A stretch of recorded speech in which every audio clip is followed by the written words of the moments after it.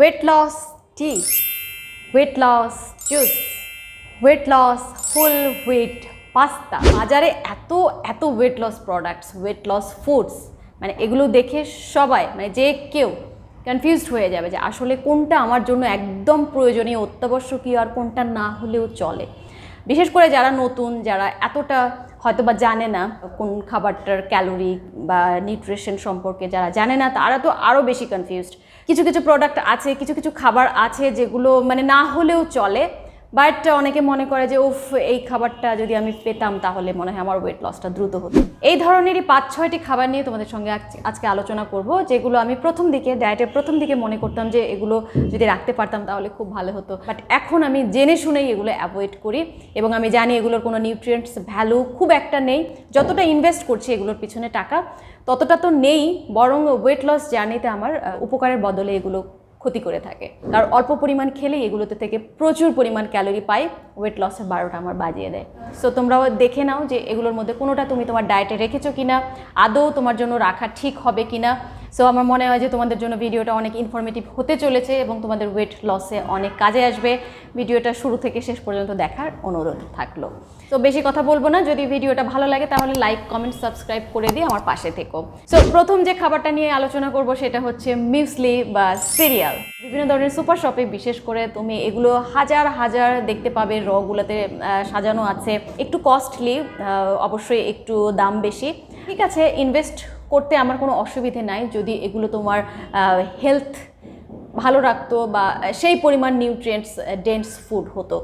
এগুলোতে access amount of sugar ব্যবহার করা হয়, excess amount of nuts, dry fruit ব্যবহার করা হয়, যেগুলোর এত দরকার নেই। ডায়েটে এমনিতেই নাটস পরিমাণ মতো বা 1 হ্যান্ডফুল পরিমাণ খেতে বলা হয়। সো এই মিউসলিগুলো খেলে কি হবে, খাবারের মধ্যে দিয়ে কখন তোমার বেশি ক্যালোরি ইনটেক হয়ে যাবে তুমি কিন্তু টের পাবে না। এছাড়াও অনেক রকমের মিউসলি হয়, কোনোগুলো কিন্তু ক্রাঞ্চি করার জন্য অয়েল ব্যবহার করা হয় এবং এই অয়েল ব্যবহার করার জন্য স্যাচুরেটেড ফ্যাটের পরিমাণ বেড়ে যায়। তো আমি মনে করি যে যতটা ইনভেস্ট করছি টাকা, সেই তুলনায় আমি সেখান থেকে নিউট্রিয়েন্টস পাচ্ছি না, উল্টো আমার ওয়েট লস জার্নিতে এটা ক্ষতি করছে।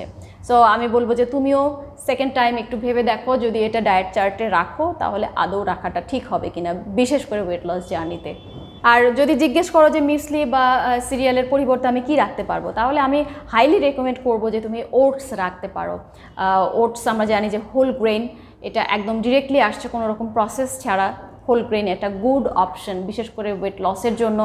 আর অনেকে বলে যে রোল্ড ওটস ভালো নাকি ইনস্ট্যান্ট ওটস ভালো, তো আমি বলবো যে রোল্ড ওটসটা জাস্ট হোল, হ্যাঁ ওটাকে ভাঙা হয় না, আর ইনস্ট্যান্টটা একটু ক্র্যাশ করা হয়, এই যা তফাৎ। এছাড়া কিন্তু ইনস্ট্যান্ট ওটস থেকে তোমার ফাইবারটা আলাদা করা হয় না। তো এটা একদম সেম, এটা রান্না করতে একটু বেশি টাইম লাগে, এটা রান্না করতে একটু কম টাইম লাগে, এইটুকুই তফাৎ, আদারওয়াইজ কিন্তু সেম। সো এটা একটা গুড অপশন। সেকেন্ড যে প্রোডাক্টটার কথা বলবো সেটা হচ্ছে ব্রাউন ব্রেড। প্রথম দিকে তো আমি ব্রাউন ব্রেড মানে খুঁজে খুঁজে তন্ন করে খুঁজেছি পুরো চিটাগাং যে কোথায় ব্রাউন ব্রেড পাওয়া যাবে, ব্রাউন ব্রেডটা আমার ওয়েট লস করবে, মানে কী পরিমাণ ফ্যাসিনেটেড ছিলাম ব্রাউন ব্রেড নিয়ে। তো পরবর্তীতে আমি দেখি যে বেশিরভাগ ব্রাউন ব্রেডই আমি দেখেছি যে 100% ব্রাউন আটা থেকে তৈরি হয় না, ময়দা মিক্সড করা হয়, এরপরে কয়েক পার্সেন্ট ব্রাউন আটা মিক্সড করা হয়। আমি কিন্তু 2-1 দিন বা 2-1টা কোম্পানির শুধু পেয়েছি আগোড়াতে হোল একদম 100% ব্রাউন আটা থেকে তৈরি। আদারওয়াইজ আমি যেগুলো দেখেছি সবগুলোই মোটামুটি ব্রাউন না, ময়দা থেকে তৈরি, শুধু জাস্ট কালারের জন্য কয়েক পার্সেন্ট ব্রাউন আটাটা ব্যবহার করা হয়েছে। আমি বলবো যে ব্রেড টোটালি অ্যাভয়েড করাই ভালো ডায়েটে। ব্রাউন ব্রেড খুঁজে অযথা টাকা, অযথা সময় নষ্ট করার কোনো দরকার নাই, কারণ ব্রাউন ব্রেড হোক আর হোয়াইট ব্রেড হোক সবগুলোতেই কিন্তু তোমার colour, preservative, sugar, refined oil সবগুলো ব্যবহার করছে। সো তো আমি বলবো যে তুমি যখন কিনবে তখন অবশ্যই ইনগ্রেডিয়েন্টস দেখবে যে কত পার্সেন্ট ব্রাউন আটাটা ব্যবহার করা হয়েছে। তো পরবর্তী যে খাবারটার নাম বলবো সেটা হচ্ছে low fat milk. Low fat milk নিয়েও আমার প্রচণ্ড রকম আগ্রহ ছিল প্রথম দিকে যে ওয়েট লস জার্নিতে লো ফ্যাট মিল্ক খাবো, আমার দ্রুত ওয়েট লস হবে। সো পরবর্তীতে দেখি যে আমি হোল মিল্ক আর লো ফ্যাট মিল্কের মধ্যে খুব একটা তফাৎ নেই। তফাৎ যেটা আছে সেটা হচ্ছে এর ফ্যাটের পরিমাণ। একটাতে ফ্যাট খুবই কম, কয়েক পার্সেন্ট মাত্র, আর একটাতে ফুল ফ্যাট। এবং হোল মিল্কে যে ফ্যাটি অ্যাসিডটা পাওয়া যায় সেটা কিন্তু স্বাস্থ্যের জন্য অনেক উপকারী। সো আমি বলবো যারা সুস্থ স্বাভাবিক মানুষ আছো তাদের হোল মিল্কটা খেলে কোনো প্রবলেম হবে না। ক্যালোরি মেপে যদি পরিমাণ মতো খেতে পারো, পরিমাণ মতো ডায়েটে রাখতে পারো, সেটা তোমার জন্য উপকারী। অযথায় লো ফ্যাট মিল্কের পেছনে সময় টাকা নষ্ট করার কোনো মানে হয় না। তবে লো ফ্যাট মিল্কটা কারা ফলো করবে একদম 100%?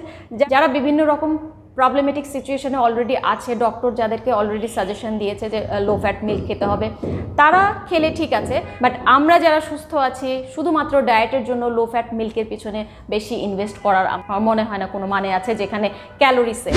পরের যে খাবারটার কথা বলবো সেটাও কিন্তু আমি খুঁজে খুঁজে খুব হয়রান হয়েছি। প্রথম দিকে সুপার শপগুলোতে গিয়ে, আগুরাতে গিয়ে, মিনা বাজারে গিয়ে প্রচুর খুঁজেছি। সেটা হচ্ছে গ্রিন টি।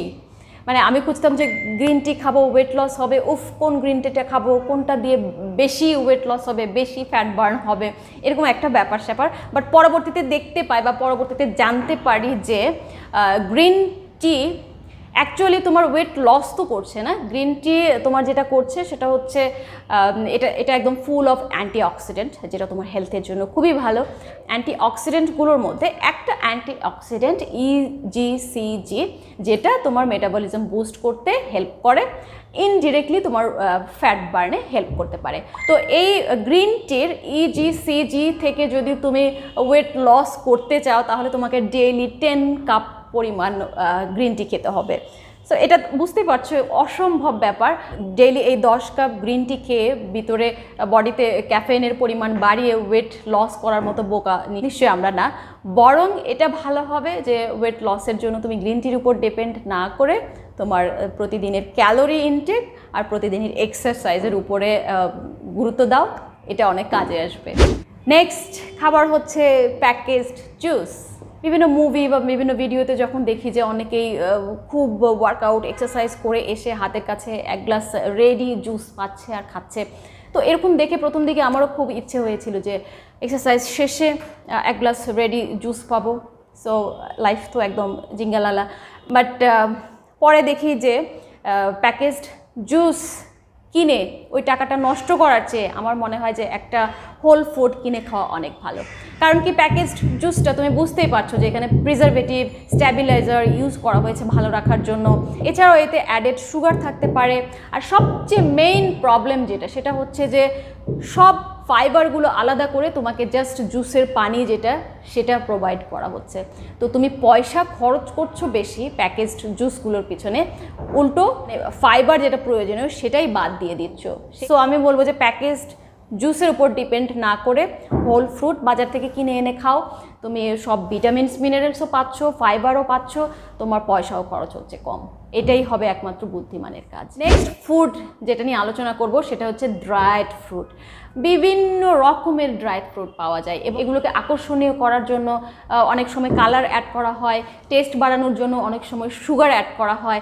সো অবশ্যই তোমরা এগুলো কেনার সময় খেয়াল রাখবে যে সুগার অ্যাড করা হয়েছে কিনা। নাটস বা ড্রাইড ফ্রুটগুলো আমরা এমনিতেই জানি যে এগুলোতে একটু ক্যালোরির পরিমাণ বেশি থাকে, এই জন্য এই ডায়েটে মোটামুটি একটু কম 1 হ্যান্ডফুল পরিমাণ খেতে বলা হয় বা ক্যালোরি বুঝে খেতে বলা হয়। সো আমার মনে হয় যে এই ড্রাইড ফ্রুটগুলোর পেছনে খরচ না করে তুমি নর্মাল নাটস যেগুলো পাওয়া যায় সেগুলো কিনে এনে তুমি যদি স্বাদ একটু বাড়াতে চাও তাহলে হালকা একটু ঘিয়ে ভেজে নিতে পারো।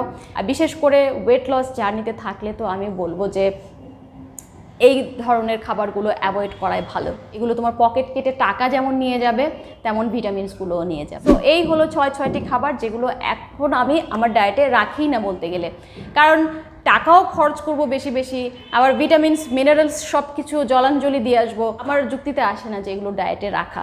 বরং আমি যেগুলো বুঝি যে স্বাভাবিক খাবার বাজার থেকে যেগুলো 100% আমি ভিটামিনস মিনারেলস ফাইবার পাচ্ছি সেই খাবারগুলো নিয়ে আসবো, সেই খাবারগুলো খাবো, আমার টাকাও সাশ্রয়ী হলো, আমার স্বাস্থ্যের জন্য ভালো হলো। তো আশা করছি ভিডিওটা তোমাদের জন্য অনেক হেল্পফুল হবে। দেখা হবে পরবর্তীতে অন্য কোনো ভিডিও নিয়ে, অন্য কোনো টপিক নিয়ে। ততদিন পর্যন্ত সবাই ভালো থেকো, টেক কেয়ার, আল্লাহ হাফেজ।